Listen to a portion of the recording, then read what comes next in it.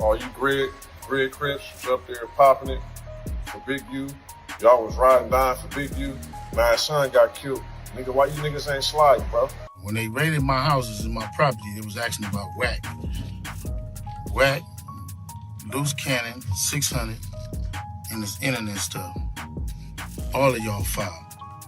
All y'all who be sending shit around the internet, all y'all who be promoting and listening to what these niggas saying, all y'all giving these likes and hidden likes, all y'all supporting this. All y'all guilty of this fuck shit. Big U used to be one of the most feared Crips on the entire West Coast, but now he's tangled up in a murder case while dealing with the shocking death of his own son.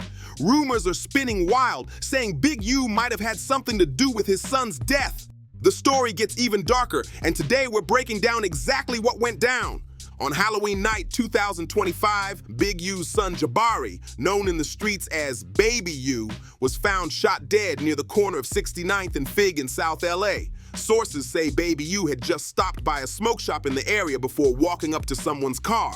And that's when everything went left. No one knows who pulled the trigger yet, but people are whispering that Baby U actually knew the shooter, since witnesses told cops he walked right up to the dude's whip before shots started flying. Baby U had been around danger his whole life. He was born in 1991, the exact same year his father, Big U, got locked up for 13 years. Back then, Big U was repping the Rollin' 60 Crips and tried pulling off a wild move, stealing over 30 pounds of cocaine from an undercover cop. While Big U sat behind bars, Baby U grew up under the care of his Uncle Dwayne, who became like a father figure to him. But tragedy hit again. Uncle Dwayne had major connections with rappers all over the West Coast, and that's allegedly what led to his brutal death.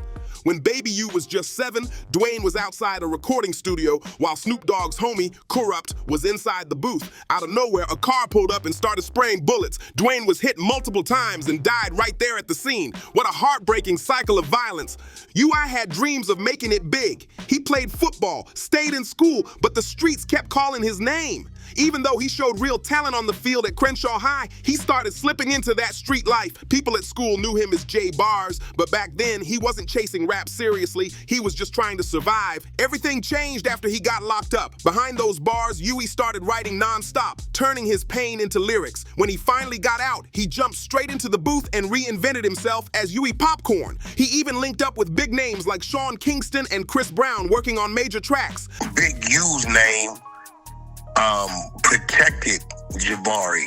I can stand on that whatever went on with him had zero to do with Big U or any backlash. But sadly, his music career never took off the way he hoped. He was still caught up in the street game, trying to balance both worlds. Meanwhile, Big U had his own wild past. He spent 13 years behind bars, where he was known for being ruthless, stabbing inmates, and getting into fights constantly. There's even a story about him punching a dude so hard that the man's eyeball popped out. That's the kind of reputation Big U carried around. When he got out in 2004, Big U tried to flip the script. He started a nonprofit called Developing Options, claiming it was all about helping kids stay away from gangs. But the cops had a whole different story. They believed the charity was just a cover for Big U and his crew. After Huey got out of jail, he joined his dad working for the organization, but whispers say they were both pocketing a lot of that charity cash. Developing Options was pulling in money from everywhere, even getting $500,000 a year from the Gang Reduction Youth Development Program back in 2015. On top of that, athletes like Draymond Green and Shaq were cutting checks to support it. But word on the street is, Big U wasn't just fooling athletes, there was way more going on behind the scenes. Big U wasn't just running the streets, he was calling shots. Word is, he had his crew putting hands on anyone who crossed him. According to the FBI, a wild story went down in 2019 when boxer Adrian Broner set up a high-stakes dice game out in LA. He invited a bunch of NBA players to roll, but get this. The dice Broner brought were allegedly rigged. Broner walked away with millions from those ballers before things got messy. When Big U heard about the setup, he was furious. Sources say he sent his goons to press Adrian Broner, demanding his cut of the action. Reports claim they roughed Broner up, and Big U made sure the money Broner snatched from the NBA stars was handed back. But here's the twist. Before giving the players their cash, Big U allegedly charged each of them $100 grand just to get their own money back. That's a ruthless business move. Just like his dad, Baby Huey was deep in the trenches trying to make his own name in the streets. But his younger brother Dion went in the complete opposite direction. While baby Huey kept catching cases and couldn't stay out of lockup, Dion kept his focus tight, grinding hard until he made it to the LA Chargers as a linebacker. When baby Huey was killed, it hit Dion hard. Losing his brother like that was heartbreaking, but less than a week later, Dion showed insane strength on the field. He went off against the Tennessee Titans, racking up 7 tackles, a sack, and even a pass deflection that sealed the win. After the game, Dion broke down in an interview, saying he just wished he could talk to his brother one more time. He admitted it was the worst year of his life. His brother had been murdered and his father was now staring down a possible life sentence. And things got darker. Cops claim Big U is tied to the killing of a rapper named Rashan Williams in Las Vegas, whose body was allegedly dumped out in the desert. This whole story just keeps getting wilder. Rashan wasn't just some random rapper that Big U had issues with. This one hit way too close to home. Rashan grew up side by side with Big U's son Dion, and the two were like brothers. Big U even coached Rashan in football when he was a kid and later took him in during high school, letting him live under his roof. But according to the indictment, everything fell apart over something small that spiraled into something deadly. One day, Rashan supposedly wore one of Dion's chains to school without asking, and Big U didn't take it lightly. He kicked Rashan out of the house. Still, a few years later, Big U decided to sign Rashan to his unique music label, trying to turn things around. But behind the scenes, tension was still boiling. Word is, Rashan started feeling like he was being disrespected, and that frustration made it into his lyrics. In one of his tracks, Rashan allegedly dissed Big U directly, spitting bars that people say hinted he didn't care about the consequences. According to rumors, Rashan even rapped that he might end up getting shot in the face for speaking on Big U.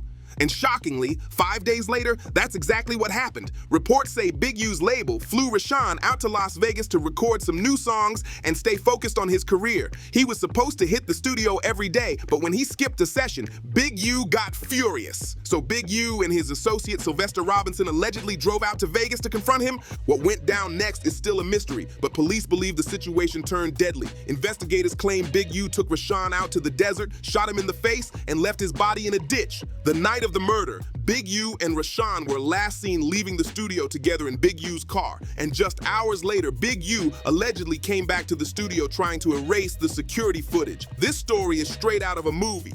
Dark, twisted, and absolutely shocking. Rashan was allegedly repping Rollin' 62, and a lot of people in the streets believe Baby Huey's murder might have been payback for Rashan's death. Rashan was killed back in 2021, and now with Big U behind bars, he can't do much about whoever took his son out, but not everyone's buying that theory. Industry figure Whack 100, who actually knew Baby Huey, said he doesn't believe his death had anything to do with Big U's murder case at all. Still, something about the situation feels off. Baby Huey was killed right outside a weed shop, and that's suspicious, especially since Big U was already known for allegedly extorting dispensaries all over Los Angeles. One dispensary owner even told cops that Big U was charging him $25,000 a month for protection. When that dude missed a payment, Big U allegedly sent his crew to rob the shop to make a point.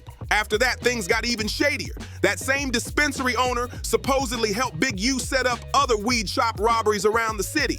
Then one of Big U's close homies, Loose Cannon, went on No Jumper and basically started telling on himself about everything. On the interview, Loose Cannon talked wild, saying he and Big U had set up a rapper for 50 grand and dropped details about the weed shop hits like it was nothing. According to street sources, Big U's whole crew had their hands in everything, robbing, extorting, and putting pressure on people all over LA. And Baby Huey was allegedly part of that world too. Even though his name didn't show up in the official indictment that Big U's facing right now, insiders claim he'd been running side by side with his dad ever since getting out of jail.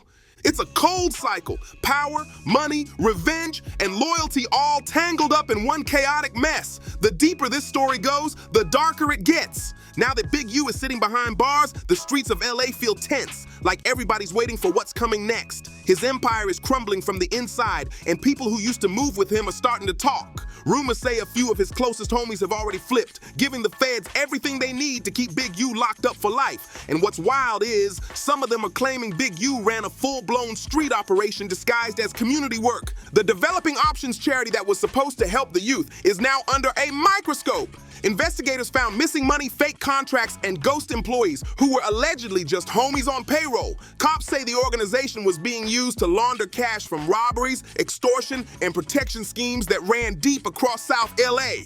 Even some city officials are sweating right now. because their signatures are all over those payment files. Meanwhile, the death of Baby Huey is starting to look even more suspicious. Detectives are now checking phone records and street cameras around the shop where he was shot, and what they're finding is raising eyebrows. Sources claim there were 2 cars circling the block before the shooting, one of which was reportedly tied to someone close to Big U's own circle. That's got everyone wondering if this was really a random hit or something way more personal. Now, word on the block is that a federal RICO case might be coming next, and if that happens, it's over for a lot of people connected to Big U. Old alliances are breaking apart, and even OGs who once called him Big Bro are staying quiet, scared of getting caught up. LA's underworld hasn't seen this kind of chaos in years, and the streets are buzzing because if Big U starts talking, a whole lot of names could go down with him. There's no solid proof to back it all up yet, but the streets won't stop talking. The word is that Baby Huey got killed outside that smoke shop because he was allegedly extorting the dude who ran it.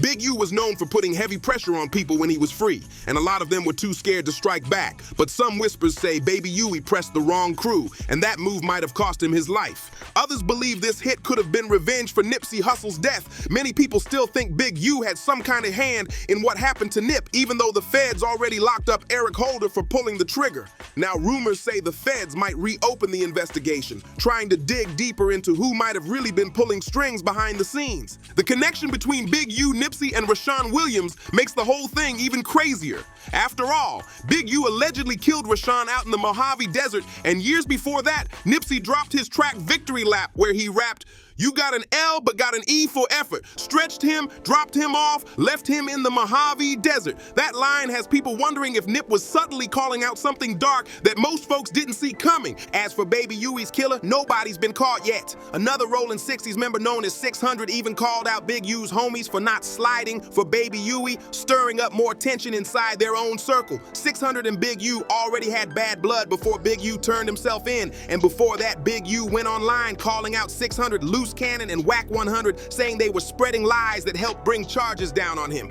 At this point, nobody knows what's coming next. Whether 600 will retaliate or the streets will just stay quiet, everything's hanging in the air. And if the rumors are true that Baby Huey got backdoored by his own people, this story could take an even darker turn real soon. Don't forget to like, subscribe, share, and drop a comment if you want to see more deep dives into wild, real-life street stories like this.